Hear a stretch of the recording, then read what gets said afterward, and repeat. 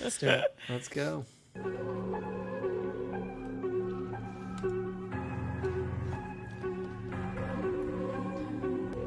Child made me this. My 4-year-old. Looks like Says you would keep you the eyes rock. of St. Lucian. And it says you rock and Yeah, there's rocks. I was glued gonna- to it. That's cute. Is that a religious relic? And that's her name she wrote. Oh. That's adorable. I wish religious relics are so cool.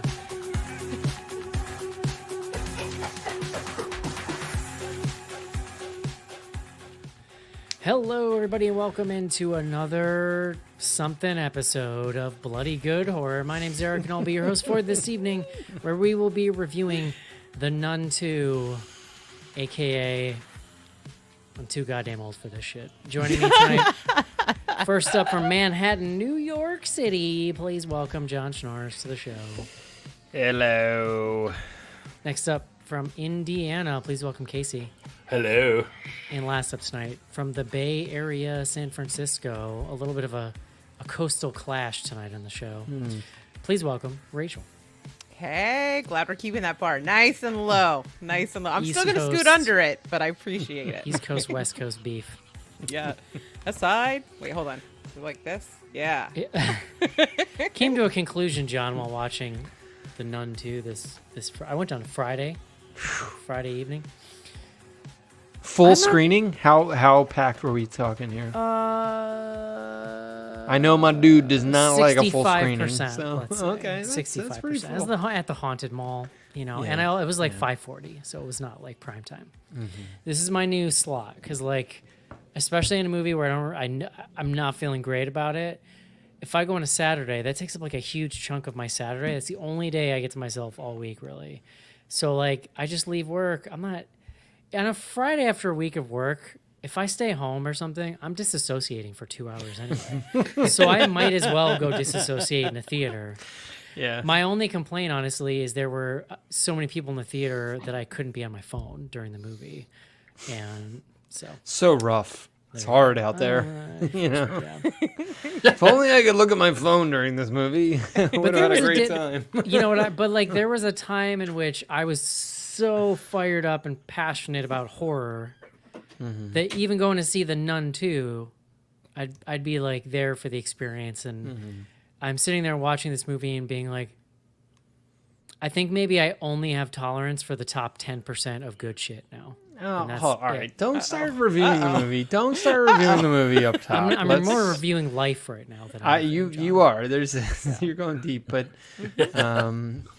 spoiler alert, it's not in the top 10 of good shit or whatever the fuck you're talking about. No, Yes. no, the top 10 or the 10%. Neither. Yeah. All right, well, let's get to it. Let's take a quick break and discuss The Nun 2. This is it, Jennifer. Your big break in TV. From the prime time. Main feature. Something, Can I do some math for Eric for a second here? Just quick math. please. If we're talking about the top 10%, so number of horror movies that we see, new horror movies that we see in a year, it's like at most 50. Yeah, and it's not that. And it's less, right? So, what are we talking? There's 4 movies you're not going to look at your phone in? I just want to be clear. Probably. I would guess the yeah. number's higher than that. The only movie I can recall not really looking at my phone during this year is Beau's Afraid. Really? Really? Because it was fucking incredible. Just don't get him started. Like, we got to move off. Because it was art. Okay, Hard John? pivot It's off not- Beau is Afraid. It's not this bullshit, whatever this is. Yeah, no. I mean, that's fair. Like, you're making there's a point there. I've seen it. I've been there, John. I've seen it. I only want the extraordinary. Yeah, all right. Say more in a few minutes. Let's get John, the only thing stopping you from just being the perfect person is your just either inability or unwillingness to play yes and with me. No. This is where Rachel comes in because Rachel knows. I don't think Rachel has ever turned down a yes and in her life. For better or for worse, yes. And I have See? definitely been there. There you go. Yes, and All right, I've John, regretted yeah. it many Makes times. me a good drinking buddy, though. Yeah, There you go. that's good. All right, Johnny, goddamn party pooper, please bring us the word of the day.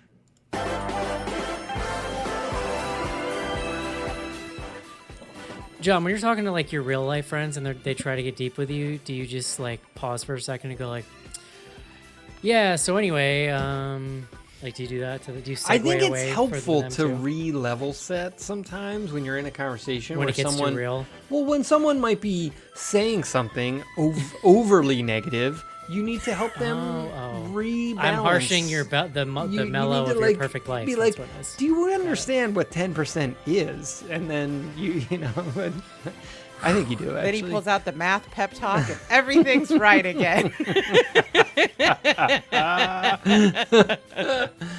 all That right. sadness just doesn't add up. That's right. Thank you, Rachel. Thank you. Look, well, if there's anything that pushed me toward your level of sadness, it was watching The Nun 2. But See, we get had the into same experience. We just dealt with it in different ways. yeah. All right, we're getting a 2-for-1 here on the word of the day this week, because the thing I did is I said, what is the word for that fucking thing that the altar boy carries around and swings and incense The thing with the comes out of? incense. Does anyone know? What Does would the you call altar that boy thing? carry that? I thought the priest Yeah, did. well, I mean, in this film, that's what is happening. I believe it's the altar boy. So the first word that comes up is the word thurible. Thurible, thurible, which comes from the Latin for the word incense, thurible.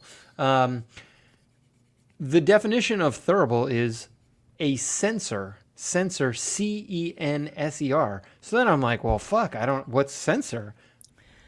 Turns out censer is a definition, a container in which incense is burned, typically during a religious ceremony. It's literally a sense-er. Like, that's hilarious. Well, it's sort of like what the word thurible, useless, because if the definition of it is this other thing that is its own, vocab, whatever. Censor is the hardly know vocab it. word. Censor comes from the Old French, encense, which is their word for incense. Old so, French, the horniest of languages. Yes. It's fun. And relevant for this film, I would say. It's funny because I actually knew that was called a censor, but it's been a long time since college and I couldn't place it. So that's cool. Casey, you got to knock that bong resin out, and we would have gotten there. I feel like, but yeah, I had no idea. But no, it's the altar boy. I mean, so the Nun 2. How many altar boys were harmed in the making of this film? Do you think? Oh, John, I don't know. Just one? I don't know. Just the one, right? I don't Yeah. want to go down that road, John. I'm gonna pull the schnars and be like, so anyway, tell me about the Nun 2, John. The Nun 2 picks up from the Nun 1, which we might need to spend like 5 minutes on what the fuck happened in the Nun 1, because I would love nothing more. kind of forgot. The other thing, I'm gonna put a signpost here, and we can come back to it. How in the hell they call this a Conjuring film, which it was marketed very heavily as. The trailer was like the scariest film in the Conjuring universe, Because this is or a something like that. Conjuring spin-off, because in the Conjuring, in their little room of oddities, there's a painting of the nun, right? But, Isn't like- that why it's considered But a Conjuring? wasn't there a connection between Isabel and Lorraine Warren? I thought, I could be imagining. I thought there was Irene, yeah. Well, I think it's implied that they're related by the end of this, but also Valak, the demon, shows up in The Conjuring 2, which is where the nun was initially introduced. And we see, I just watched The Nun this week because I'd never seen it, and I was like, I better do my homework. So the sort of coda at the end of the first Nun film is an exorcism scene with the Warrens exorcising Maurice.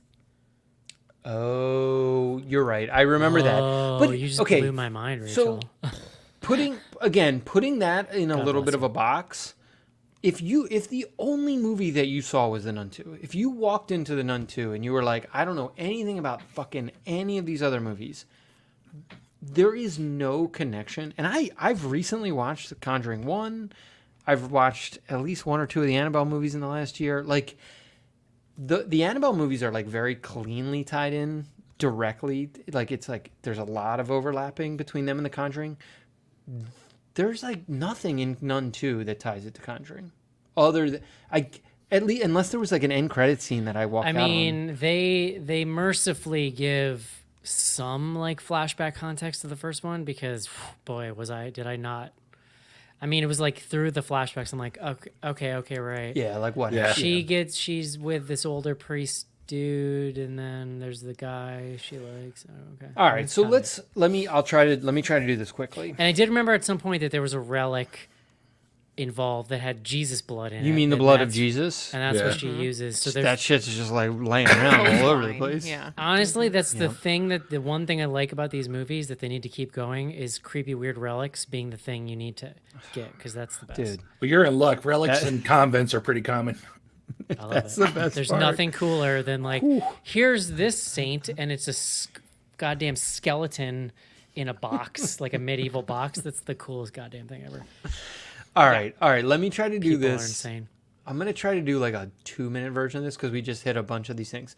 Okay, main character Sister Irene. Other main by character Taisa the nun, Farmiga. demon nun. nun. Yeah.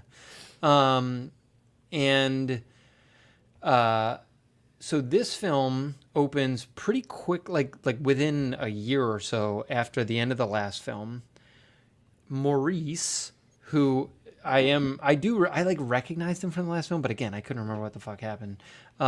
He is now like a handyman working in a school, a boarding school for girls that's religiously affiliated, and I think they said it was in Aix, A-I-X, Aix. It's in Provence. It's like a town in southern France, which I've passed through, and that's like why I like clocked it. Thought you were gonna say you had like a chalet there or something. No.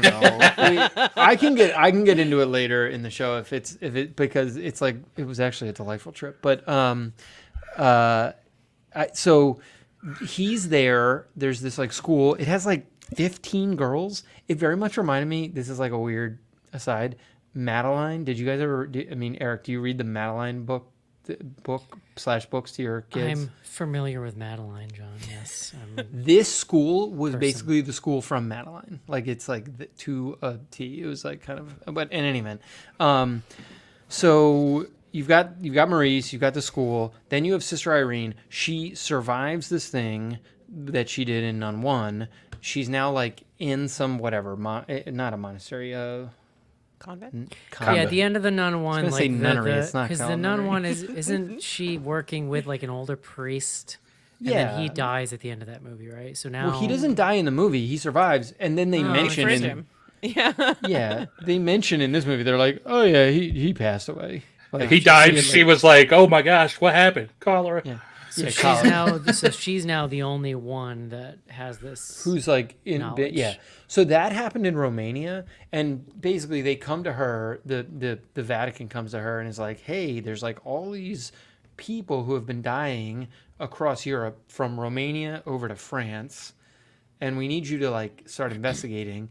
And basically she realizes that Maurice, who was the person who sort of saved her life at the end of Nun 1, had been infected by Valak, the demon, and the nun demon, I found that whole section really confusing. Like, Wait, you mean this section where they were like, here's everything you need to know about this movie in like a concise 5-minute and I found it sequence? confusing. Yeah. Well, Yeah. it was the only part of this movie that made sense, so there you go. But so she then goes to the school, finds Maurice, they decide they're like when we see the flashback where she's like, here's tomato seeds, and he's like, tomatoes, oh my god. that's the Did that end of Nun 1. Okay, that did happen because that's where I started getting confused. I'm like, man. Is that scene in the film, Rachel? I I don't think so. Okay, I don't so think it's just like I a think it's thing a that- little what happened after the aftermath between like them going their separate ways. So it only happened so in your heart, insane. Schnars. Well, it's like insane. They have flashbacks that are things that happened in that movie, like the scene where the like demon goes into his mouth and then he's holding her. Like I remember that scene. There was like they're like in water and stuff at the end of the Nun 1. And then there's like other flashbacks that could have happened in Nun 1 but didn't actually happen. It's just like whatever. It's ridiculous. For the romance, John. Yeah, The romance between the nun and this guy. Was the stuff about her mom that was in the first one, right? No. They Not at fully, all? like they have like fully retconned her background too. Yeah. Like she's a nun who like has been put in there by her father because of her visions the or her visions, family. yeah. But they did not get into any of the mom stuff. That's all new right. stuff. I That's our thought girl, that- Akilah Cooper. I remembered the like vision stuff, but I did like I thought okay, so she has visions. That's like also her connection back to Lorraine because it's sort of the same powers that Lorraine has as what she has, that Irene has. And that's why she's good at hunting these demons. It's why the Vatican is like leaning on her. I mean, I feel like what I just described of her like finding Maurice, that's like an hour of this movie where like There's a lot of plot to this movie. kind of not a lot. There's an absurd amount of plot, but at the same You time, haven't like, even talked about the other movie in the movie yet. like I'm trying to keep it tight. Like there, yeah. So in any event, that's it. And then now the nun has a friend who's like whatever, like not even like really a religious person, but like is also like living in a convent. Like it's so fucking ridiculous. And it's a black woman in 1956 France. Like It's whatever. a little anachronistic of the gender and racial politics of this film. Just a little bit. Just a little. Whatever. No biggie.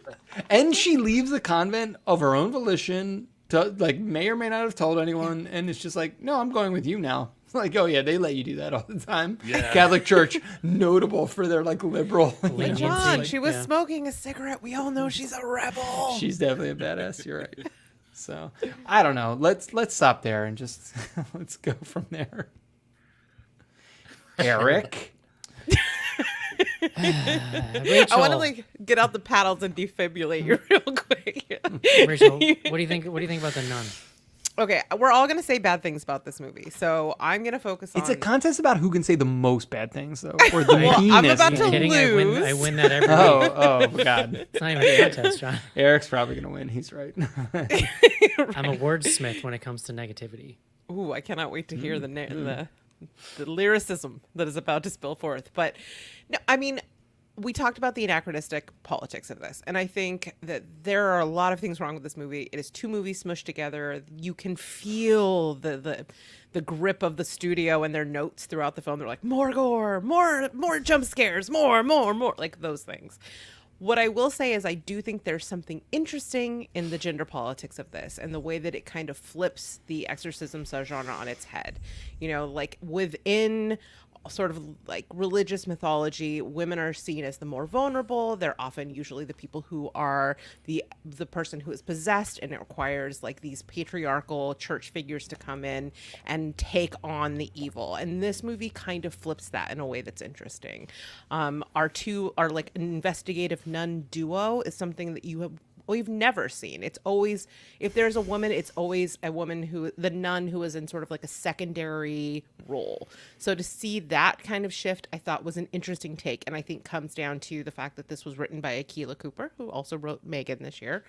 And so those parts of it I thought were interesting. I also think that in terms of crafting scares, to the point where I was actually like kind of physically exhausted after the fact. This thing is like taking the scares like from cocaine to crack. Like it is pretty full on, like the number of jump scares in this. But I do think that there's a lot of good use of, my word of the day was going to be pareidolia, but it had been used. But I do think that this movie is strongest when it's leaning into your lizard brain in that way.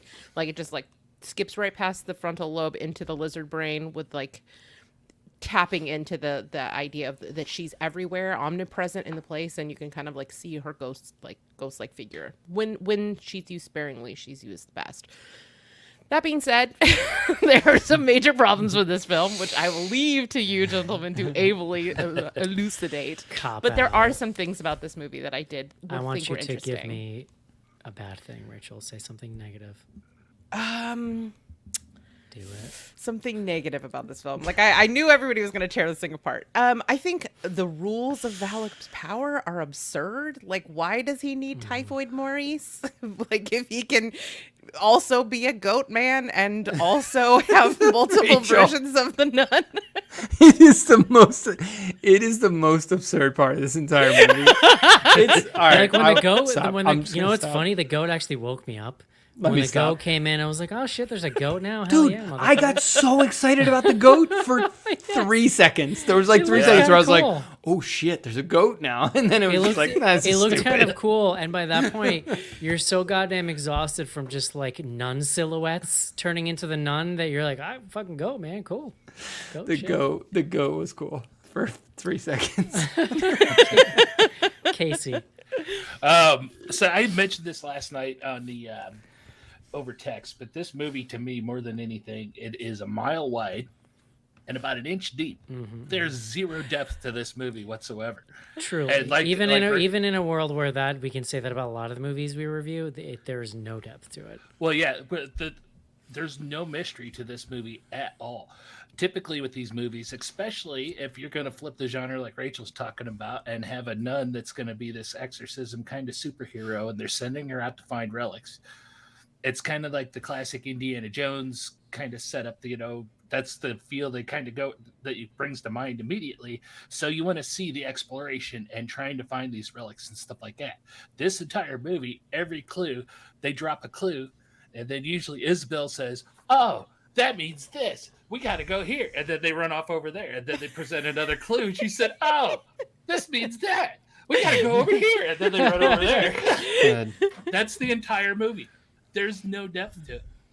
Beyond that, I will say I did not remember Frenchie from the first movie until Isabel figured out that it was her Frenchie. I'm like, "Oh, yeah, that is that guy." I spent 10 minutes like, that dude looks familiar. So that's what I remember of the nun. But I will say, as far as there were some decent jump scares, I agree on that. And they didn't do it deafeningly. They did quiet jump scares, which were cool. The subtle appearances of the nun in the background and stuff, I like. That magazine, the newsstand in the alley, got me. Kudos to them. That was good. It made me jump. I liked it. But John just made the most dismissive gesture I've ever seen him make. Go, your turn, John. I'm sorry. That was in the trailer, and you saw the entire scene in the trailer. I never saw the trailer. You do see the absolute entire scene in the trailer, yeah. That's funny. So, in fact, there was a trailer that I don't know if it was like a teaser or what, but that's all it was just that scene. Oh, really? Yeah, it was. I mean, because it's in the movie, that scene felt like it was 17 minutes long. Like, it just felt, I was like, how long can these magazines keep flipping? Like, it's just, I feel like there's not that many pages in a magazine normally, but I don't know. That's just me.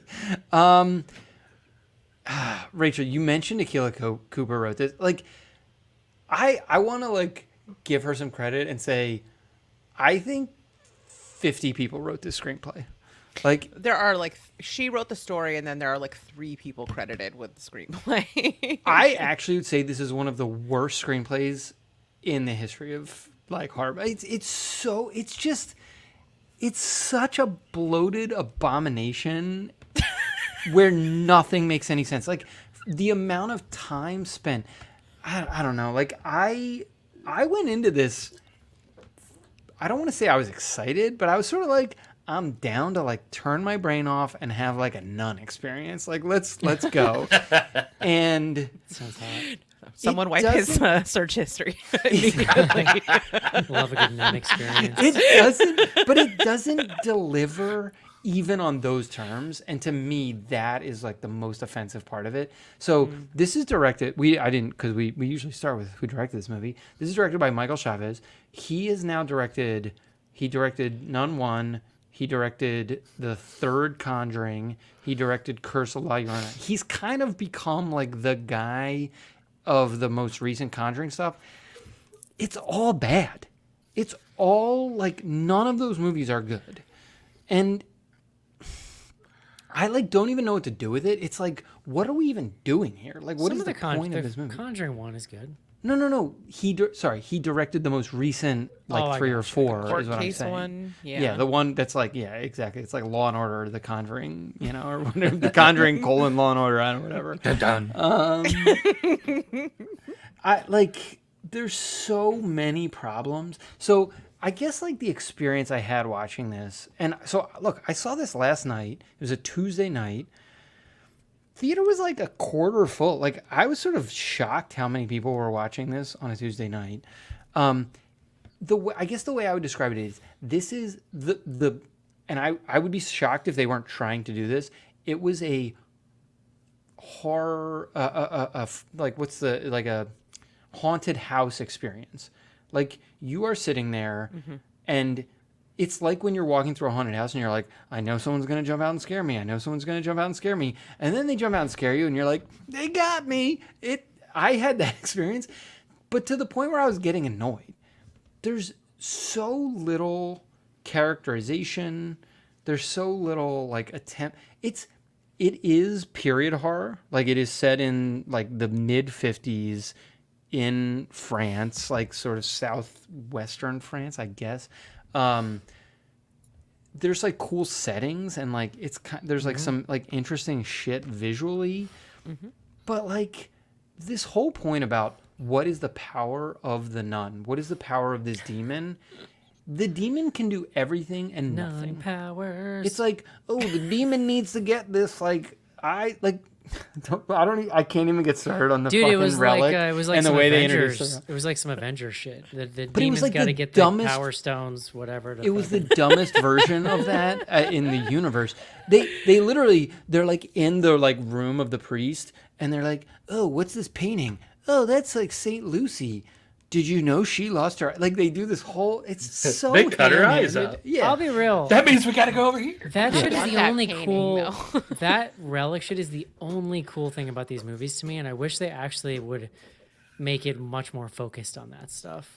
Because well, it's like almost you're talking. You're making it sound like it's like Indiana Jones or something. No, it's just It's not. It's an afterthought the way it's dealt with in the script, but like the idea that a saint's eyes are like this powerful thing that's like up for grabs, and somebody's got to get like. That's a cool idea. It's so but up for it's grabs. not- It's been buried in the floor of this church. But for it's done more. What hundreds is it of called? years. What is it? The staff of Ra. And you What put is it here. called when there's just like a magic screenwriting thing? Is that like a Deus Ex? The MacGuffin. Well, yeah. that's the But like beauty of that's it, what though. like they're not. It's not really an integrated part of the story. It's just a thing that pops up at some point, and they're like, "Oh yeah, this is the thing we need." And you're like, That's okay. the thing. The relics are a real thing and very important in the Catholic Church. They may claim they have powers. They don't. I think literally, like for real, all So use convents it. have at least one relic in residence, from what I remember. Yeah. So I'm- that's Oh, it's yeah. like actually a real thing. No, I'm No, aware. no, of I it. And agree. I that- really and like the It's a relics. real thing, and it's a real creepy, bizarre thing, which is why Yeah. I just like Well, I them like doing it in it- the movie. because it pushes it sort of out of the like religious gods wins category and almost like into a place of like folklore adjacent. I wish they would do more of that. Like, because these right, movies are like- such church propaganda. Like sort of mystic church, like ancient church shit. I don't know. Like Yeah. I think that's more interesting than just straight up praying the devil away or whatever, right? Yeah. Pope's exorcist taught us anything. The worst thing I can say about this movie is that it literally for a Dare moment say anything bad about the Exorcist. it literally for a moment made me question having a horror podcast. Let's just say that as I sat there. Oh, Oh wow! you had a crisis of faith. Because I just ain't nobody got time for this kind of mediocre ass shit, man. I'm 41. You know how many fucking years I got left, John? Good years? Let's say 20, right? Like judicious, like generously, let's say 20. And I just spent 2 goddamn hours So on Friday dark. night watching The Nun 2. Dude. All right? That's real, John. It's not dark. I That's mean, hey, real. fair enough. All right. I'm actually with you, Eric. My birthday is on Friday. I am feeling Thank you. the vagaries of time. So, like, you know, I'm gonna live forever. I just don't have time for mediocre shit anymore. And unfortunately, the second I start feeling it's mediocre, I start checking out. So that's real.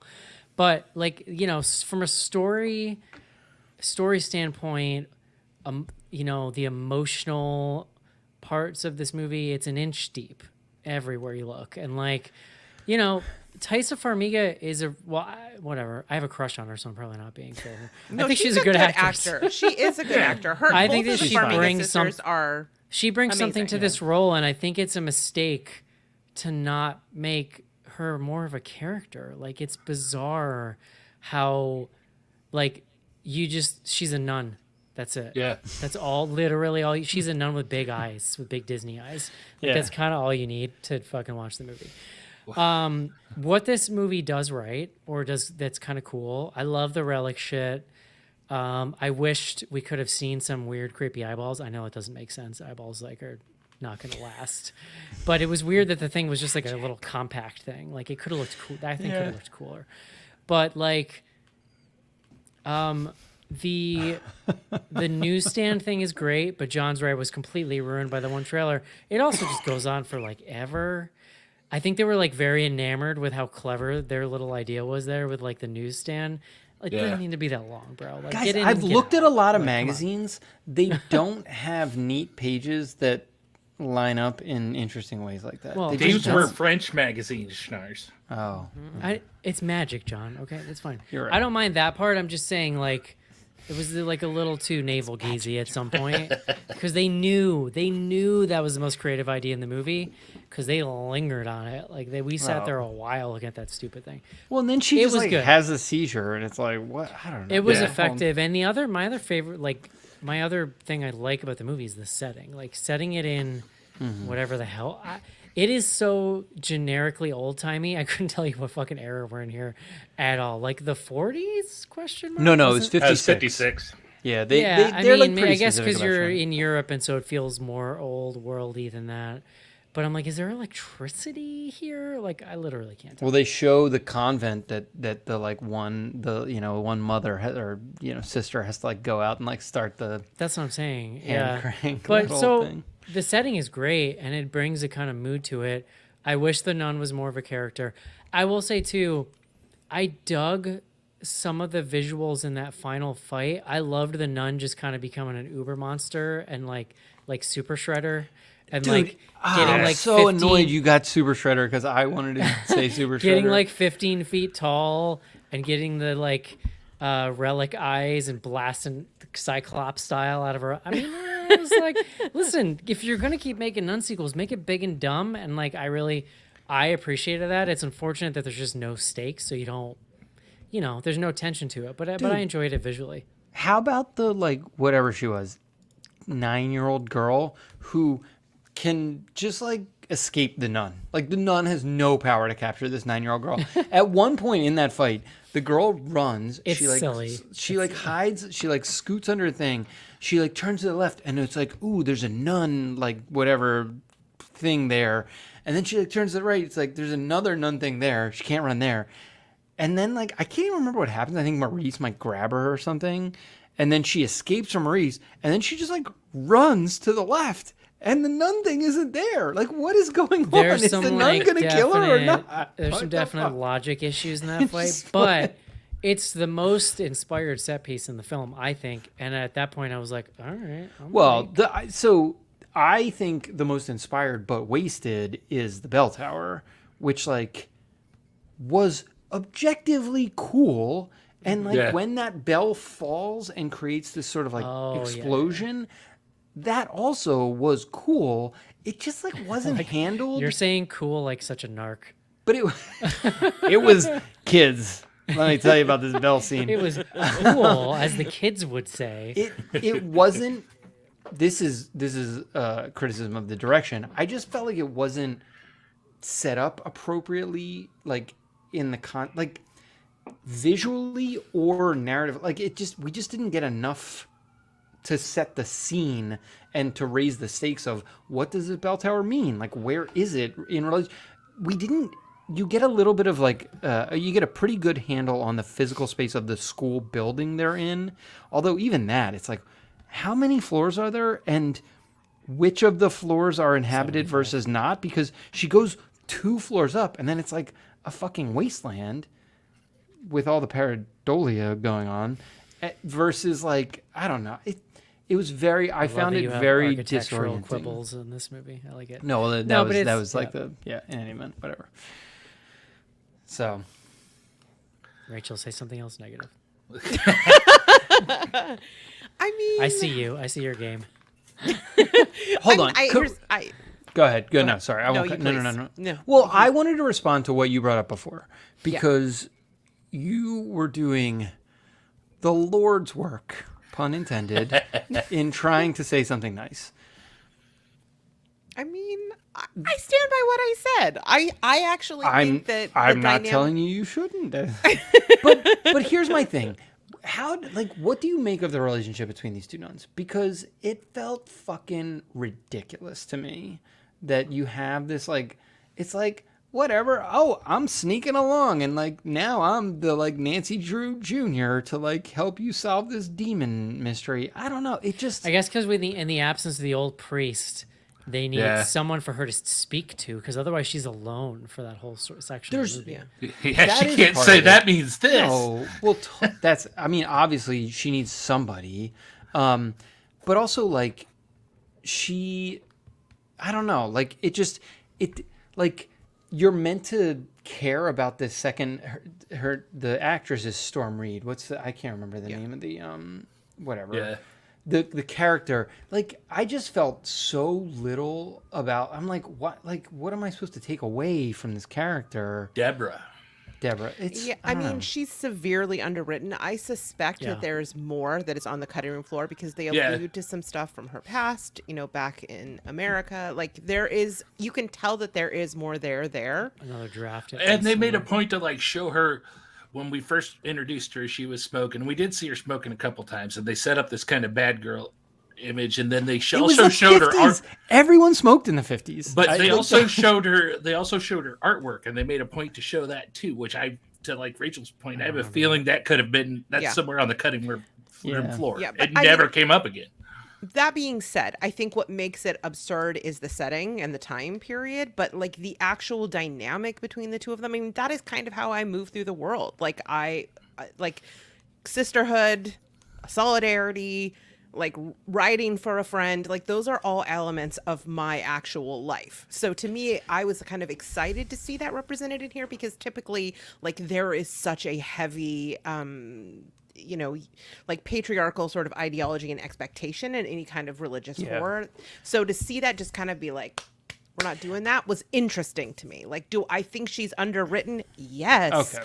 But I was not completely thrown off by it. Well, and look, I'm here for that relationship in theory. Mm-hmm. It just didn't feel that well earned to me. Right. It didn't feel organic to me that they were the part of the issue is the Thaisa character, the Irene character, is portrayed kind of as lone wolf, and not lone wolf in the context of the convent because of the experience she's had. There's this whole scene where this older nun is talking about this crazy thing that happened in Romania, and Thais is I don't know about we realize that it's about her, but she's sort of stepping back, and so. I don't know. That to me was the part where I'm I don't know. Am I really supposed to buy that these people are so tight that they're gonna go to the mat for each other on this? Because otherwise, I could have done 3 less scenes of Maurice and Sophie and their weird friendship, and 3 more with Irene and Storm Reed. Do I need to know that this 9-year-old's obsessed with I don't need the friendship bracelet. No, I don't it's weird in the context of a weird Catholic story. It's double weird. I understand that's my modern sort of. She just wanted him to get with her mom. It was weird. Isabel and Deborah less of that. Are the perfect example of the lack of depth in this movie, because there was a throwaway line where Deborah told Isabel her story the first time, and she says, "Do I still have to go to confession?" And Isabel's like, oh, I think you've confessed enough, and now all of a sudden they're taking off on the trip together. I think that's where they tried to tell us that's where they earned that friendship to make it there. They didn't do anything to back it up and make it, feel like it was earned. They just threw it calling in. her. I think you mean Irene. You keep Irene, saying I'm sorry. I'm like, wait, who? I swear I heard Isabel at one point last night. No, it's definitely Irene. Can I ask a question of Rachel, who just saw the original Nun? Okay. What's the origin for the evil nun? Was she a nun at any point? No, so she is a demon named Valak, and what demons do is when they come into the world, they come and they possess the thing that would be the most like offensive to your sensibilities. And so in this convent, she became she appeared to be one of the sisters. Do they say that? So that's like textual in the first That movie? is textual. Well, and in the first film. That's why that she's a nun. It's said in this. I mean, that is that scene where the older nun is explaining, says exactly that basically I feel about like there's a what lot happened in the more first they one. could do, like thematically and visually, with the idea of like a good nun and an evil nun, like as just far as like opposing forces, yin yang, like kind of thing. Well, part of the problem with this movie, and I think it's a realistic movie problem to talk about, we are seeing this in the post-Pope's Exorcist. So we've seen a similar concept of an exorcist going out fighting demons and it being action-packed and kind of over the top with a very powerful character. And they are doing the exact opposite of that. So I'm not saying it means maybe the movie's actually good. It's not. I'm saying at the same time, a lot of the problems we're discussing with like the character of Irene, I said it right, we're not necessarily comparing it to Russell Crowe's character in the Pope's Exorcist, but it kind of like what we're hoping we would have got. Well, that's something closer. Can I make a point of comparison that I think is maybe something worth exploring, which is that there is a similar dynamic of like the older priest and the younger priest and like their sidekickery. And I don't know that we expect them to earn that dynamic the way that we're asking of Thaisa. And I wonder if that's... but they're not... The younger priest... I don't even want to be in a position of defending the Pope's Exorcist any more than I have to, because like I like it in the context of like it's kind of ridiculous. The point I was gonna just to respond to Casey really quickly, and then I do want to come back to Rachel. The point you're making, the Pope's Exorcist is fun because it knows that it's fucking ridiculous and it's just like doing a ridiculous thing. This movie is like trying to take itself too seriously. That's like fundamentally part of the problem, and like. It just like if it was having the level of fun that Pope's Exorcist is having, the buddy comedy aspect of Pope's Exorcist is like a priest who is directed by his superiors to go and support the older priest. Like it wasn't like he was like, I'm gonna sneak away and like follow you because I want to be your friend. That was my problem with the like Deborah character. I'm gonna be real with you. I completely forgot there was a buddy cop aspect of that movie. Yeah. Well, and then he becomes, spoiler. Right? There's like some badness, but I don't know. Like it fair. I mean, whether or not I'm making a gendered statement. The Catholic Church is a fucking gendered organization. 100%. I'm just saying that it is a part of the formula of these films dating back to The Exorcist. So it makes total sense. So I'm just like, I wanted to explore the idea. I wasn't accusing, but I'm like, let's unpack this. Like, maybe is there something here? Well, I think a universe where, because we get this scene, and look, if we want to talk about it, like in some ways, maybe it's like one of the more interesting scenes. The scene where she is told she has to go like investigate this thing, you get this like fucking gross cardinal. I think he's a cardinal or bishop or whatever, like whatever level. Yeah. He's like in the convent being served by several women in the convent. He's like eating this super luxurious meal, and all of the women around him are just like standing. That I do think was intentionally trying to highlight sort of. It was trying to like put a little bit of a spotlight, but he only directs her to go, and she does ask like, "Where's the priest?" And he's like, "He's dead." That's the like cholera, whatever, And there could have been a situation where he was like, "We're gonna send this other person to help you," who and like that would have made it. Then it becomes like a duty and a you know, whatever. Like it's like you're being ordered to do something versus like you're choosing. I don't know. That was what was. Well, to your point, some explanation of why she chooses to go. Does that help Yeah. you? Like that, No. it's like it is her crisis of faith. It is Yeah. like the loss of her mother. Like there's like emotional But that's underpinnings to why she would go. That's the thinness of that character. Like That's true. You're right. Look, everything we know about that character, she tells us in that same scene. It's like, or maybe it's the scene where she's smoking. And it's like, my family's house was burned down, and then my dad didn't know what to do. And so it's like the whole problem with this movie is there's like 8 scenes of exposition. Like all of it is. I mean, there's like a motherhood theme that just completely gets dropped, but I feel like there's something there that it was. Yeah. Oh yeah. But what's crazy is the fact that we keep referencing all this stuff that may or may not have been cut from this movie. The movie's still an hour and 50 minutes long. It's so fucking long. It was so long as it was. If it was any longer, I was texting Eric and Casey. Literally, dude sleeping, snoring, full bore snoring. Like I'm not even exaggerating. And I'm like, it was like comic book snoring at the end of this movie in my theater, which is kind of weird because there's a lot of crazy shit happening. That's kind of loud. That's happened to me a couple of times. Like I don't know. That was a first for me, and it's definitely happened before, but that was the first time. Because I will not allow myself to fall asleep watching TV, like. No, I can't. In a bed or whatever. Like I just don't do it. It's like a control thing. I'm like, no, I'm gonna turn everything off. I'm gonna go to sleep. But every once in a while, I'll be in a theater and I'll just be like, take me away, sleep demons. Let's. This is what we're doing. You know, it was Tuesday night, so all of the normies in my life that saw this, like, were so like loved this film. When I was like buying my popcorn to go in, like the very sweet, very stoned gentleman behind the counter was like, "This movie is amazing. You're gonna have such a good time. You're gonna get so scared." He also asked me if I was gonna see Barbie, but was excited when I told him it was the Nun. I mean, if I was stoned, I might have had a better time or a worse time. It's always hard for me to predict, but. Well, go back to what you were saying, Rachel, like that whole motherhood theme that's going on in this. Completely mishandled, and what's sad, and this is spoilery, it turns into a key part of the climax of the movie.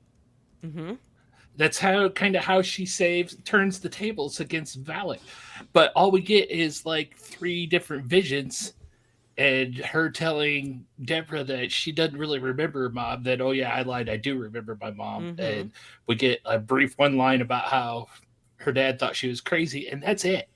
Nothing. There's nothing that's building up with they don't even show us with Irene coming to terms of maybe, her memory of her mom wasn't right, stuff like that. There's no building on that. And then all of a sudden it's the crux of the finale. Yeah, it's kind of a missed opportunity. Like there's like such a rich opportunity to like get into motherhood stuff with those 2 women, but also like the whole getting away from sort of the priest stuff, getting into like the mother superior, like all that kind of stuff. Like there is something to be mined here that I suspect maybe did not get fully. Like I wish they had just trimmed the other plot, because the other movie in the movie that you didn't even bother to summarize is I would say way more of the film, like actual runtime, and it's just this little girl running around a school and being bullied. Typhoid Maurice, my absolute least favorite thing with the French dude, movies. and then he's like into the teacher lady. We didn't even mention the teacher lady. She's such a non-character, but she does take up a crazy amount of screen time. That's what I'm saying. Like you said, Rachel, early on, like. That's the aspect where it feels like 2 scripts mashed together, because there's 2 fully different stories that don't come together until really the 3rd act, and it's almost silly by the time they kind of cram them together. Like they just happen to all be in the same alley. It's like the studio like assumed we had more of an attachment to Maurice than we did, because like you said, you didn't even remember he was there. And I'm like, is this a situation where they're like, we need to have some guys in here for this horror movie? I don't understand why they made the choice. There's a choice made here that I don't totally. Well, I guess some of it could have just been practical of like, what the hell happened at the end of Nun 1, and like we need to like bring this demon back. Well, Maurice looked like he may have been infected, so we can like kind of, I mean, obviously you can screenwrite the hell up whatever the hell you want at a certain level. So, but yeah, having thought more about it since I've seen the movie, that the relationship between the two of them is a big, like, he's a big character in the first movie. And so getting them both back, it's like, okay, Nun 2. Did you enjoy these two? Because they're back. Here they are. Yeah. And there's so much weight on that relationship. It's kind of strange that when they reunite, it's like at the end and there's not really any sort of like emotional resolution around it. I love when she first sees him and she's like, stay away from him. It's like the very first time she sees him. Sorry. But how much, like what you were mentioning earlier, Schnars, with the deacon or the bishop shows up and gives her this mission and tells her go, doesn't send a priest with her or anything. How much enjoyable do you think this movie would have been if she first said, I need to track down Frenchie, and then they went and fought Valak? That would have been more interesting. Not that she had to have he's not a part of the church. I mean, that's no, the but she could say he was there. It would have, I should say, it would make a more coherent sidekick than Deborah did. If they had paired her and Maurice back up or something to combine forces because they knew what they were going with, she could have easily tracked him down somewhere and made that part of the plot instead of giving us Deborah that doesn't really have any connection. Talking about just insane aspects of this movie, there is a scene that is, I don't know, 5 minutes long it's like pretty early in the movie where someone's like delivering something. That's what I'm talking about. That feels like a studio note. That feels like a reshoot. But like, what was the note? Like, you need more jump scares and like there's probably too many kills. We need another murder between kills. Yeah. Yeah, I know what I read was that one of the things that the director said was that they were told from we got a lot of notes. Yeah. Well, they did like test screenings and audiences were like, boring, we need more kills, we need more violence. And you can feel where it was inserted. Like you can feel that they like the cut in the film and they're like, let's just tape this in here and look, here's the other thing I'll say, and like I see a lot of movies, so I'm comfortable saying at least 52. I'm comfortable saying that this is like not 100% a me issue. That it was very confusing to me what was happening where in the early part of this movie. Like they're not explicit about where the convent is. I don't think, do they ever say where the convent is that she's at? At some point somebody mentioned like 20 miles out of town from Tarascone, I think. I vaguely remember somebody. I should have said 20 kilometers. They wouldn't say miles. The first like 30 minutes of this movie are intercut between this convent and this other church that is. They're all shot and sort of like handled lighting wise fairly similar. Like they're nondescript European, like old Europe kind of look, and it was not clear. Like at first I'm like, wait, is she working at the school that these girls are all at? Like, is that what's happening? And then obviously it becomes clear that that's not the case. But I found it like fairly disorienting for a little while, and not in like I can't figure out what's going on. It was just like, this is needlessly confusing right now. I don't know. That was just me. And this is a movie that has title cards and like tells you where you are at certain parts in the movie. It's just whatever. So, it's just now. I thought Eric was going to spit fire tonight. Sorry, Casey. It's just now dawning on me with like the inconsistencies of this movie and stuff like that. But I'm hung up on the idea of them sending Irene off to France, with no backup or anything like that. And I'm not saying that she has to have a man as her sidekick and stuff, but even if they sent her off on her own and she makes her way to that librarian priest, and then she would have somebody that knows all the arcane history and stuff to back her up, that would have been more interesting than Deborah too. You mean the librarian for Storm Reed? I'm like, I would like Eric with Thaisa. Like, I love Storm Reed, so more Storm Reed. I've seen her in other stuff. I think she's a great actress. I just don't think they wrote a good character for her here. That's totally fair. That is totally fair. Or they did, and they just decided to cut it. Yeah, I think she put in a performance we're not seeing. There's a 4-hour version of this movie that is just great. Yeah. No, there's 2 2-hour movies here that are pretty good. Irene is Not Afraid. The Nun 2 Part 1 and The Nun 2 Part 2. Yeah. And it is a masterpiece. Yeah. Now that I think about it, I got excited when they met up with that old librarian priest, because he was kind of like the guy you would see, kind of like your Q in a Bond movie, or in like the Van Helsing movie when he went and got with Hugh Jackman, and he went, that guy that was making all his weapons. It's that type of character. That's all your Casey, you're the ancient first person to knowledge. reference the Hugh Jackman Van Helsing movie to me in a long time. So. All right, guys. All right. I'm done doing people's jobs here. Do you recommend The Nun? By that I mean the know what that filmmaker. Like we're I sitting, was like, I Like, don't know. damn. sitting here Which describing. people? We're sitting here describing to the filmmakers how to make a good movie after watching a bad movie. Is what's Yeah, that's fair. Do you recommend The Nun 2, Casey? No. Rachel? I would recommend it over The Nun 1. What? Interesting. Oh man, Yeah. I was John. thinking about rewatching, and now, no, this is terrible. You wanted something to fall asleep to. May I introduce you to The Nun 1? Yeah, it's a no for me as well. That's a no for me, dog. Yeah. No for me, dog. All right. Well, let's take a quick break and do some fan mail.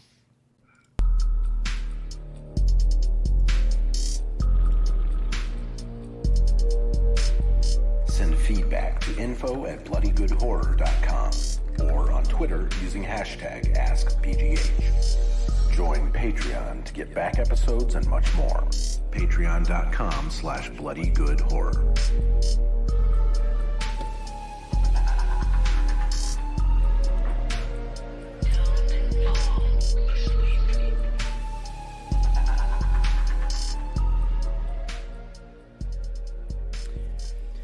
And we're back. info@bloodygoodhorror.com is the email address. Kaylin from Kissimmee wants to let me specifically know, John, that Dr. Giggles is on Freevee now. Are you familiar with Freevee? It's Amazon's fast Yeah, where operation. it's like movies with commercials where they literally just jam those commercials in just anywhere they want. Just completely random. I do like Dr. Giggles. It is a classic. I saw it when I was like, it was on VHS. I was Larry 12, Drake. maybe? Just a truly bizarre, strange early 90s slasher. Have you seen Rachel? I did. I did not see it when I was younger. I saw it as a completely grown folk, but so I don't have the nostalgia. You were like, for you know it. what I missed? Dr. Yeah, Giggles. let me circle back. I mean, I could watch Beau is Afraid, or I could watch Dr. Giggles for the first time. No, but I was amused by it. I like the coming out of the dead body trauma. I like the liberal use of matte paintings. It was fun. I would watch it on Freevee. I would brave the commercials for it. They're about to come I- out of the body, and then the commercial pops up. I It's like, recently kind of discovered the like live stations on Amazon, and it's also how I discovered I was paying for AMC Plus, having no knowledge that I was, because I was getting AMC channels live on Amazon. It's the same shit every night, so like I ended up canceling it, but like it's, I don't know, it's kind of interesting the way it integrates, like, because I do kind of miss flipping through live TV when I'm bored. Don't miss that at all. Yeah, I do. You know, This is what I miss. I used to sample and discover way more movies. There's something that feels weirdly like less investment to just join a movie that's already started. You're like, well, the stakes are so low here. I might as well watch for 20 minutes, and maybe it's good. And then they would replay that movie over the course of like a couple weeks. Yeah. And eventually you just catch the whole thing. And there's a lot of movies that that I love that's exactly how I caught them. And it just doesn't happen anymore, because for some reason to like start a movie from scratch just feels like so much more commitment to me. I don't know what it is. now this is tangential but kind of related. This weekend I had to watch Notre Dame game was on ABC, so I had to flip over to my antenna, which I haven't used in ages because we dropped cable a long time ago. So when we first set up the antenna, last time I used it, like each of your major local stations had like 4 digital channels that you could pull in. There was like 13.10, which is the main channel. You get .1, like Me TV, etc. going through this weekend, I've noticed like over the air, it's got like a full scale like digital cable menu, and there's tons of other channels out there outside of just the networks. There was like an NFL channel and Fox Sports, all their different tiers and stuff. I didn't check them to see if they worked or not. I doubt it because they're cable channels, but all of that stuff's showing up out there. It's kind of weird. We've gone the other way. Interesting. It's all being unbundled and then rebundled again. It's just, it's chaos. Dogs and cats living together. Oh yeah. Speaking of which, I showed my 9-year-old Ghostbusters for the first time. He'd never seen it, obviously. How did it go? It's like one of my faves. I just love it so much. He enjoyed it. He was very nervous. I was like, basically my wife took the two girls who were the younger ones out, and I was like, James, we're here by ourselves. I'm not going anywhere because I wasn't feeling great. And I'm like, I'm putting on a movie and I'm putting on Ghostbusters and you're gonna watch it. And he's like, I don't really want to watch it. I think it's gonna be scary. And I was like, first scene. Yeah. I was like, look. Did you have a very special conversation during the scene? The Dan Aykroyd scene? Oh my God. He was like, he was like, this seems inappropriate. And I was like, don't worry about it. That's actually like a surprisingly adult conversation that he was like, I acknowledge this is uncomfortable, but let's move forward. Yeah. Yeah. It's, I mean, I don't know. Of course, he'll be in therapy in a few years about the time that he saw Dan Aykroyd get a blowjob while he sat next to his dad. It's true. The scene is like really short, actually. It's sort of, he does the like, he goes cross-eyed. He's like, just like he did 80s fellatio face. Is that what you're saying, John? exactly. Love it. When a man and a ghost really love each other, they do a special mouth hug. Sorry, John. I swear I did not time that on purpose. Oh man, I almost just spit my tea all over my computer. We did get some YouTube comments tonight. Rachel, Levi says you have a dope background. Oh, thanks, I do Levi. like this like haunted horror library situation you've got going on. Oh, thank you. And Renee, this is maybe the first time I've seen her commenting on YouTube. She's a longtime listener. Says, Rachel over here asking the tough questions. Putting the boys on the spot. Defend your feminism. If I don't see this is what a feminist looks like t-shirts next time. I got one more email this week from Chris. Chris says, I just finished the last week's episode on They Cloned Tyrone, and I wanted to chime in on the Mahoning Drive-In. Earlier this year, Joe Ferry mentioned the Mahoning in an episode and encouraged me to check it out. As a Florida native, drive-ins are few and far between, so I was excited to finally experience one. Plus, it's only a 2-hour drive from where I live. This fucking dog. I can't. I don't even know if people are going to hear that. There's some noise. Oh, good God. Jesus. Eric's dog's going to die on the show. No! It's going to be terrible. Yeah, as a Florida native, drive-ins are going to end up on the doesthedogdie.com. So I was excited to finally experience one. Plus, it's only a 2-hour drive from where I live in Harrison, New Jersey. Since deciding to go, my fiance and I have been to the Zombie Fest and Ghostbusters nights. Each time has been amazing. The environment is lively and the food is surprisingly delicious. We plan to go again for the Halloween marathon in October, where we will see Halloween 4, 5, and 6. I mean, you're talking my language. Wow. That being said, I would highly recommend you all making the trek.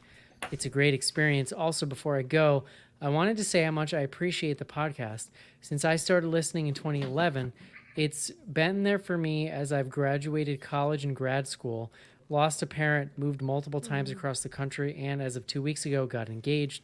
While people have come and gone in the podcast, the quality and commitment you all have dedicated has never wavered. So thank you. It's from Chris. Oh, thank you, Chris. That's sweet. Hey, listen, parasocial relationships are valid, okay? They are. It's like Eric and his dog. Right. Yeah. I feel very close to that dog. I've heard a lot of things from inside it. Thank you for that, Chris. Casey, what's going on somewhere else? We got a couple threads out here. Excuse me. First up, we got the drummer from Foghat. Will Schnars 1, White Boy Riot if Duke goes undefeated this season? Or 2, get mad that my mentioning that possibility may have just jinxed all of those hopes and dreams?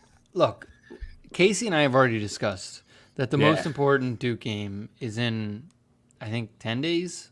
No, it's after 2 weeks? Ohio State. 2 or 3 weeks, yeah. It's not the most important Notre Dame game, just to be clear, but it is the most important Duke game. So it's important to me, John, damn it. Yeah. So, look, it's all found money for Duke football fan. The Duke football fan, anytime the team is good, it's found money. You're just like, this sounds great. Let's do it. Oh, they lost. Whatever. So they've been looking strong this year, though. So very excited. Very excited. Is there a more sinister phrase in 2023 than White Boy Riot? Yeah, right. What is that, like a thing? I don't know what it is. I don't know. I never heard it, but it sent a chill up the old spine. Yeah. It's kind of scary pressure. I like smell tiki torches. Like At Metal Prof asks, what is your worst bad habit? I How chew much time the you got? shit. I just do like complete damage to my cuticles / nails. I used to Same. chew my nails. I stopped chewing them. I used then to I chew started the picking skin them. around my fingers. Well, when I was a that's- kid yeah, as that's like what I'm- a anxious thing. John, that's like, man, that's a real like anxious habit you got there, John. I'm surprised.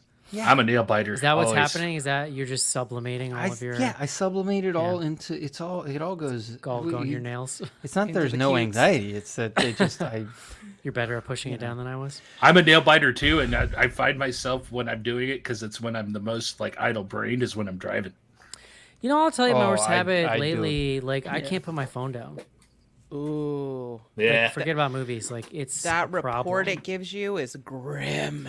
And I've had times Grim. where I'll like really, I go periodically, will really be like, okay, this is like affecting my like bandwidth, my mental bandwidth, because it drains you. So when you actually have to do something, you can't. And like I'll go real hardcore cold turkey, and I'll feel amazing, but then it'll just slowly, start to creep back in. have again. you tried? I mean, I use some of the like scheduling stuff. Like you can schedule like focus time. Like I set like a bedtime. I set sleep time, so like my phone kind of goes into like very like not limited functionality. Like you can. It's not a use big it. problem with me at night. It's more all day long. Like I wake up and I have to resist from picking it up immediately. See, I'm in like fucking in-person meetings half the day, so it's like I can't. It's like I can't I work look at it if remote. I I can want. do whatever the fuck I want. It's a problem. No, well, there you go. that's my Step other one: bad. don't work remote. That's like my. No way, it's the best. Screw that. Okay. Sorta. except if you're unhappy, like it's Oh no, I just need to have some self control. Is my Yeah. Yeah. All right. Rachel? What do you think about phone addiction? What do you Oh, I mean, I am late stage phone addiction. Like Yeah. whatever cirrhosis of the phone is what I have. But I would say my worst habit's got to be procrastination, though. Like, and the total yes, delusion yeah, around yeah. it that this time, oh no, this time it'll be fine. Like I can do all of the things I've said yes to in those last 5 minutes. You know for what's sure. funny is like, because I'm that ADD kind of way where like they say like the thing you need to actually be motivated is either fear or it's like fear, novelty, pressure, like that, right? It's like you have to have some kind of outside factor. So I'll be like, say people will ask me to do something, I'll be like, great, can you just make me feel like this is the most important thing in the world? Because then I'll literally go do it right now. The worst thing you can say to me is like, nah, there's no rush on this. And I'm like, Oh yeah. cool. That's going to the back of the brain. Like, Yeah. Never to be seen again, for sure, until So the last minute. And I will tell myself that, like, oh no, I'm a writer. Like this is how it works. Like this is when I do my best work. I will find a way to validate it or to like treat it like it's a good thing, but it is not. My life is nothing but stress because all I do is procrastinate. Yeah, I I feel like that. this. I like peeling away the layers of the onion here with Rachel. It's gonna get dark, my friend. The next layer is dark. I like That's why dark. I have to have the TV on at night, because if I am left alone with these thoughts, I it is like dark. bleak. John, on the other hand, is the one that'll just move the conversation along. Yeah. Be like, what is the square root of feeling good? Speaking of, we If I got one sense more there's- thread here. If I sense there's darkness in someone, I'm like, oh, what's going on with you? You want to talk about it? It's dark in here, my How dark can we go? Pretty dark. I tried to pull a Schnars and move it along. But I salute you. I Not salute when you. Rachel and I are here. last one up, we got Skizbot. I went to Catholic school when I was little, and one of my classmates tripped our super old nun teacher, and she fell and broke both her super old wrists. Who else has fun nun stories? What the hell? Holy You know, shit. I have a positive nun story, and that is that the college that I went to was a Catholic school up until the 1970s, and then it became a public school, and but it was very tiny, like liberal arts college, and there was like one nun when I went in like 2000 that was still there teaching classes, and I took a class with her of Native American literature. And she was like a very liberal and open-minded and like super nice and just like, I don't know. She was just pleasant. I liked her. I like nuns. Nuns are I've met awesome. quite a few nuns in my day, which is surprising for somebody who was Well, the raised stories I guilty usually Methodist. the stories I usually hear from people are about getting like wrapped on the hands with a ruler. So Actually, I have a little bit of a family nun scandal. Oh, what? Yeah, so I have an aunt who was a nun, Go on. but she fell in love with my uncle Ron, who was a dashing redhead in like the 60s, and they had a little bit of an affair, and she had to leave the convent. Wow. Uh-oh. And A then little bit of affair now that she's is now they're. they're it married sounds now. like it's a It's like that, very long affair, It's actually. like that Seinfeld episode. He had the Kavorka. So I can relate, Rachel, and I don't know if I've mentioned it on this show before, but I've got lots of nun experience for being a non-Catholic and lazy Racist Methodist. search But in history too. my mother-in-law is a former nun who had left a convent. She didn't have to leave; she chose to leave because they wouldn't let her teach in it where she wanted to. They only wanted her to teach in rich private schools, and she wanted to teach inner city kids that needed the help. So she left and did her own thing. And then she met my father-in-law, who had just left the seminary. Oh. But then I also went to a college like Eric that was a small Catholic college that was located at a convent called Ancilla Domini. And we had a lot of nuns as our professors there, and they were all super nice, and they were pretty mellow. Then through my mother-in-law, then we've taken her to St. Mary's in South Bend many times because that's where she went through the convent and that's where she was to visit some of her old friends. And Sister Carolita was one of my favorite people to watch Notre Dame games with. That lady would swear at the refs and the coach, and it was great, and it was a lot of fun. And most of them, we've been there. I've had dinner at the convent with the sisters and stuff with my mother-in-law. They had visitors area and stuff, and all of those sisters at St. Mary's, which is across the street from Notre Dame, really love Notre Dame football. And it's a blast to watch. That's so cool. And we also had a priest from the local church that would come to teach our ethics class at my college. And that priest would hang out in the courtyard with us in between classes and smoke cigarettes and trash talk the nuns because they did not like him and he did not like them. And he always referred to him as the nunny bunnies. Okay, I'm team nun. If you're calling them the nunny bunnies, that's a little sus. Rachel, they could have been very nasty. It feels Yeah, a who little knows? feminazi adjacent, if you know what I'm saying. All right. At the time, he was like a 55-ish year old priest, and I would Well, say I'm sure as he a was straight very man- progressive and forward thinking. Oh no, I'm not saying that. There was some of that animosity from the nuns though, because he was like too young and he was a little freewheeling as far as the priesthood goes. Young. Okay. All right. And that's it for threads. There's nothing on Twitter from what I can see. It's a dead platform. Yep. Been saying it for It's years. true. All right, let's see what we got on Instagram.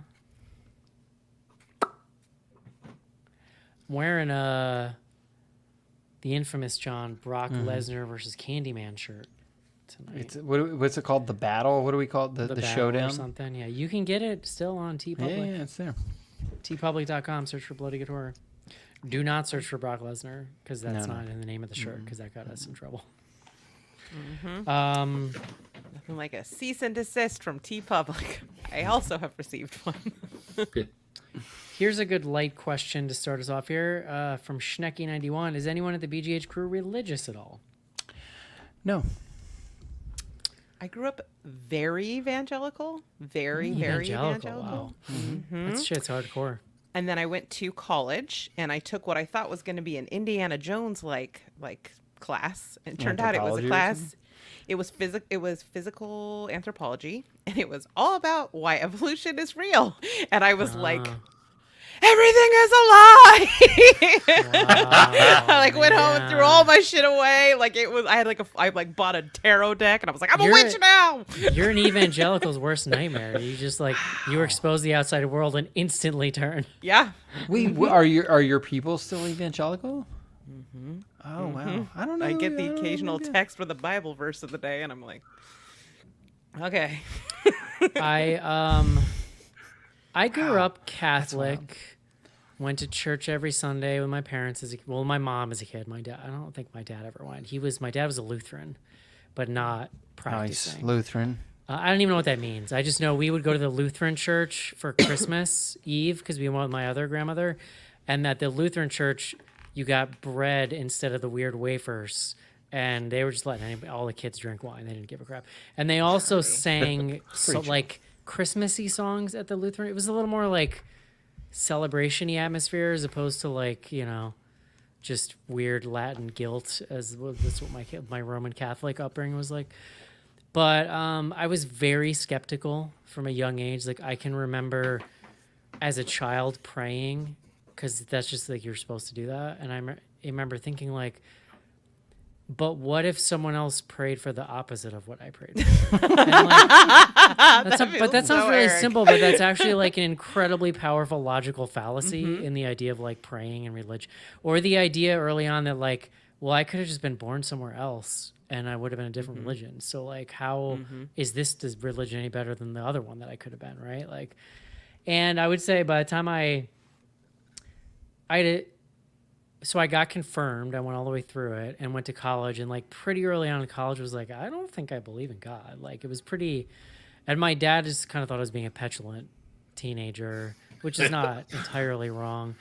But and I think these days maybe I would consider myself agnostic, just in the sense that the more we learn about the universe, the more I'm maybe we're literally just in a simulation, and in which case, what is God? The nerd at the computer playing the simulation?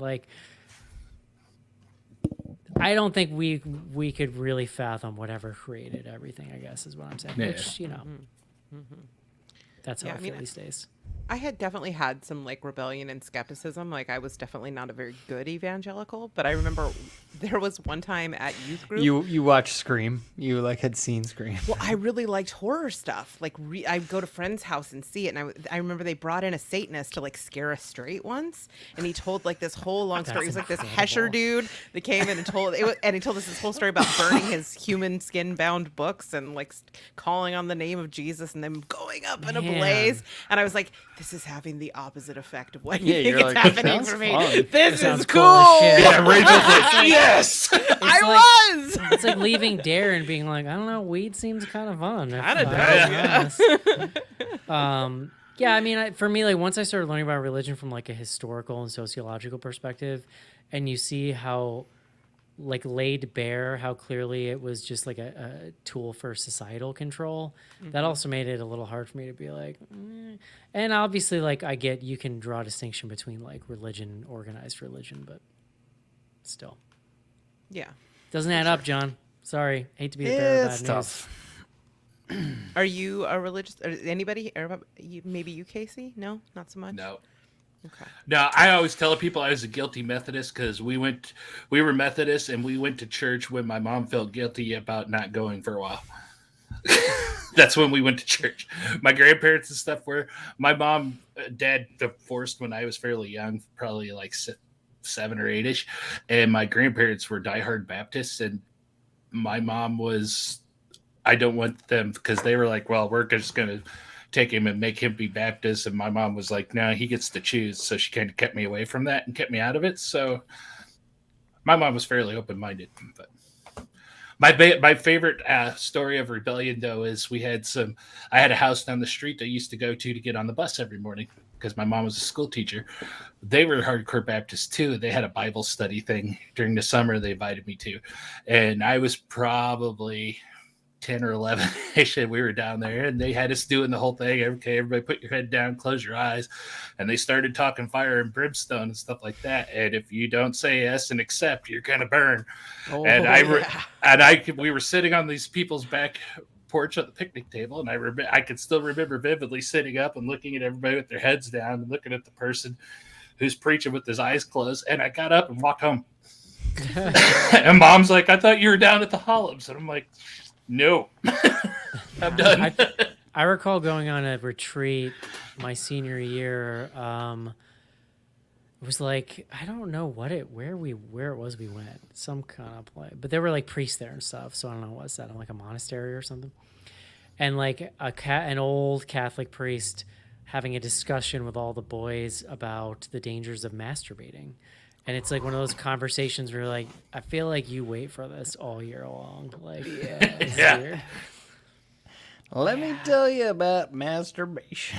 Yeah. I gotta tell you, it's not great for ladies either when you're getting sex education in an evangelical school. We didn't have sex education. We had something called sex respect. Where we learned that condoms don't work. And oh man, they just straight up lied. HIV virus is so small it can fit through latex. So only safe sex is no sex. And also they gave you a chart that was like on one side it was like people holding hands and the like sun was like shining, and then you got to like there was like lightning over heavy petting. And then it said danger zone, heavy petting. Oh my God. And then like night over premarital sex. Like it was very much about like scaring you into. Rachel, that's crazy. Where did you grow up? Here in California. Really? Yeah. But there are pockets of like pretty deep evangelicalism here. Like, yeah. Oh, yeah. Yeah. Oh, yeah. I mean, I got stories. Well, I won't tell them all today, but save them. We got Nun 3 probably coming. So it was the #1 movie this week. Was it? I actually hadn't looked. Yeah. Nice. I have some evangelical family, and there's much less of it up here than like in the South, which I've spent some time in recently, but it's here, and like I have some evangelical family, and there was a one of our relatives had died, and we did the like memorial at this quote unquote church. And I remember just looking around at these people and this pastor being like, this is a fucking clown show. Like, what the hell is that? It's just like, man, it's just weird. Did you sing a lot of songs? Did they have hand motion? There were people playing guitar. Yeah. Did anybody speak in tongues or like fall on the altar? No, it wasn't quite that crazy. Mm-hmm. I remember when my class got the Spirit. We got to hit the rest of these questions, Erica. Let's go. Yes. Let's pound them out. Relax, buddy. I got to go to bed. Is what I'm trying to say. There's like 2 more questions. What, in honor of the Catholic Church, what's your favorite Italian horror film? I'm going to say I can't decide between Zombie or Inferno. Zombie. Sure. Zombie's great by Lucio Fulci. John? Yeah, no. It's an incredible movie. I've seen it in a theater. I've seen a large screen presentation. It's something. I don't know. There's probably movies I'm forgetting. What do you got, Rachel? This is like a huge hole in my like horror watching. Does everything Argento count? Because then I'm gonna go Suspiria. Yeah, definitely. I mean, I probably would say Inferno over Suspiria though too, as Eric said. But do I need to watch it? Is that where I should start with Inferno? Because I'm feeling no. You started with Suspiria. It sounds like. Yeah. I prefer. Send me an email, Rachel. Okay. I'll Sherpa you through it. Yeah, that'd be good. Because it depends on what you're looking for, what you're kind of into. You know, like there's good places to start.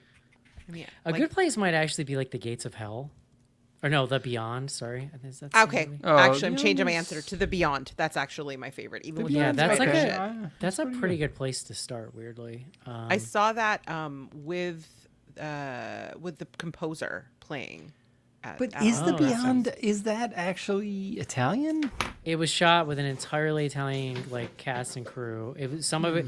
There were some of it was shot in New Orleans, but like it was an Italian production. Yeah, Fulci directed it, Yeah. All right. and then they dubbed all the actors.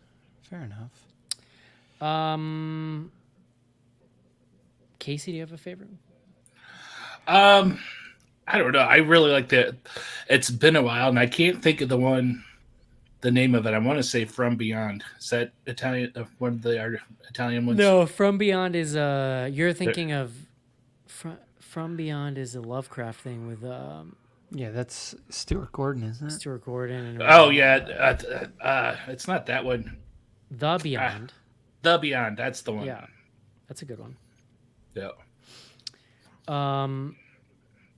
Isn't that what we wait? Isn't that the movie? We were Yeah, just that's talking what we were just talking about. Yes. Yeah, sorry. You're all losing your goddamn. We Damn are it, Casey. in concurrent. We are Last question. aligned. I We don't have reached even- synergy. about? Do you prefer horror movies set in the past or in the present? Oh, I don't care. I don't think I have a Yes. preference because that could cover a wide swath of different kinds. Do they feature nuns? Because that, yeah, no. I mean, I love a good period piece. I won't knock them. Yeah. yeah, we've Like I we've get talked excited about a period piece, but Yeah. that doesn't. Yeah. It like, doesn't. guarantee It doesn't like quality. It does. It's no. It's no guarantee of quality. Right. Last question. I have no idea what this means. Do you prefer horror movie? No, I'm sorry. From Carolyn McManamy. How do you solve a problem like Mariah? What does that mean? I don't understand what that means. Is it which West Mariah? Side are we talking Story, about? isn't it? No, it's That's Sound of Maria. Music. It's Maria. Oh, Maria. It's not a music. Yeah, but so it's I'm like okay. Mariah. Is she talking about like? Oh, wait. Is that Carrie? wait. Is that a this a reference to the mashup? last Yes, movie we Maria. watched? Sorry, did I say Mariah? I mean, yeah, it's Maria. Oh. All right. Well, you really I knew messed that somebody. up. I had a feeling somebody smarter than me would understand that. So there you go. All right, that's it. Next week, The Haunting in Venice. John, give me some pure. I need some Poirot in my life. Okay, I love that mustache. Poirot. Poirot. You're gonna get some deep like follicular envy when you see Hell this yeah. thing. It is magnificent. Ooh, I should see if I can take the dog with me. I've actually not seen any of these other ones, so I didn't think I needed to, but The They're not connected, but they're worth watching. Murder on the Orient Express is fun. It's a fun movie, partially because it has a really great cast. I caught about 30 they all have mi- like good casts. Eh, mean, I caught like 30 minutes of Death on the Nile. You big on a- Army Hammerhead. Is that what you're- I caught 30 minutes of you Death on the appreciate his Nile. culinary tastes. All right. I caught like 30 minutes of it on a plane, and it was garbage. So I'm hoping that this one's a little better. I liked Nile just fine. It wasn't as good as Orient Express. So I'm hoping we get bounced back closer to Orient Express this time. Yeah, Orient Express was just a much more like fully formed thing. I feel like. Yeah. Yeah. But anyway, that's what we're doing. Wonderful. Yay. Hope you guys enjoy the show, and we'll talk to you soon. See ya. Bye bye. Bye-bye.